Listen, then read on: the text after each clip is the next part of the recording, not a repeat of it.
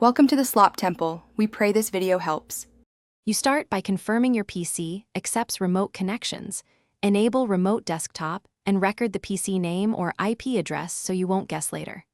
Install the Microsoft Remote Desktop app on your Android and grant it permissions. Once done, verify both devices are on the same Wi-Fi or set up port forwarding on your router for external access.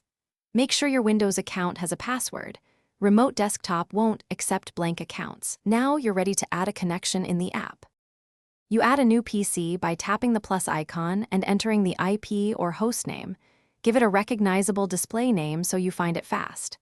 Next, choose a user account, either save credentials for quick login or set the app to prompt each session for security. Then tweak session options, increase color depth for visuals, enable clipboard sync to copy text, and forward sound if you need audio. Make sure network level authentication is set to match your PC security. Mismatches block the connection. You tap the connection to launch the session and accept any certificate prompt when you trust the remote machine. That establishes the encrypted channel. Once inside, switch input modes, touch, pan, or trackpad to match your workflow and plug in a keyboard for heavy typing.